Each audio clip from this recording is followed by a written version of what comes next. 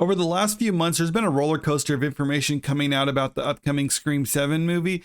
And now it's looking like Neve Campbell might actually return to the part of Sidney Prescott for the seventh installment in the franchise that she previously walked away from. The Scream franchise has lost a lot of blood in recent months, but the beloved star who has played Sidney Prescott in 5 films over 25 years isn't ruling out a return. Many of the problems with the Scream franchise has to deal with the younger cast that they brought in to replace their legacy characters like Neve Campbell. Most notably, Jenna Ortega and Melissa Barrera are causing issues for the studio. Now, I'm not necessarily blaming these individuals specifically, but what happened is Jenna Ortega signed on to the Scream franchise prior to Netflix's Wednesday, and then after that release, her profile really just skyrocketed and she's demanding more money from the studio, money that she actually knew that the studio wouldn't give her. And that was because she wanted to leave the project to focus on season 2 of Wednesday, because that's a character that she cares more about than her character in the Scream franchise.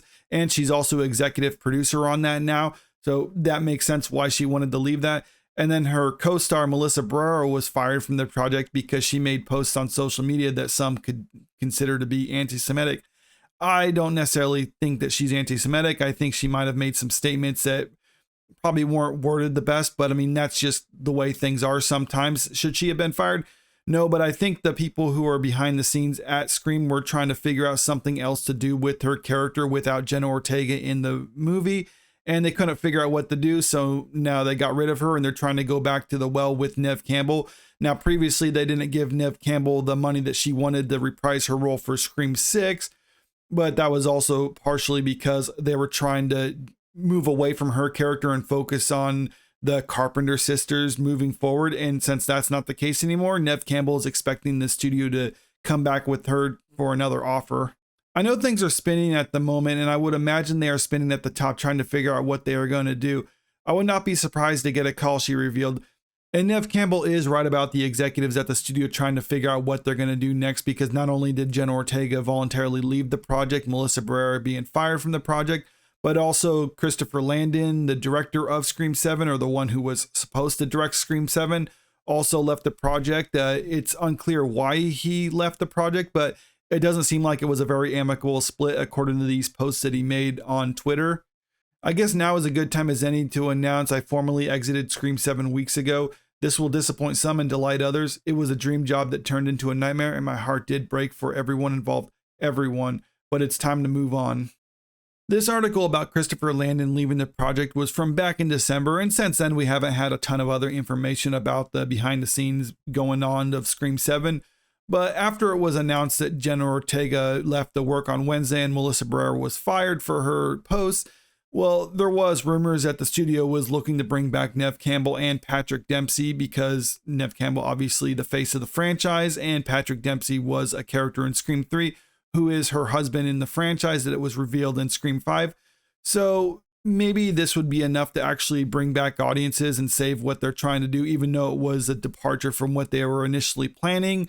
But despite all this, there are still people who are calling to boycott the movie, most notably kind of the younger fans of the Scream franchise, people who just came in at the last minute and are now becoming, or like who are claiming to be the fans of the franchise or something like that. But anyway, yeah, they're calling about boycotting it because they don't like that Melissa Barrera was fired from it. And okay, I'm not saying they don't have an impact on it whatsoever, because the last 2 movies of the franchise did do really well. At least if you're not adjusting for inflation, they did really well. But despite all this, I think more people who are fans of the Scream franchise don't really care about the going on behind the scenes like this. They would probably be more receptive of watching the movie if it was Neve Campbell back in the role as Sidney Prescott.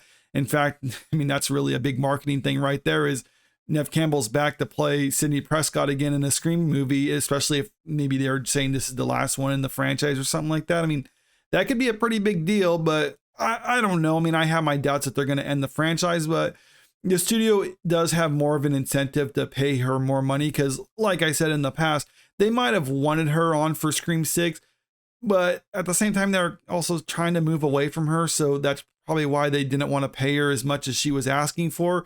But since they are kind of up a creek and they need her to continue with the franchise, then yeah, they're probably more incentivized to actually do that this time. And if they did that, then I think this movie could still be successful despite all this backlash from some of the younger audience.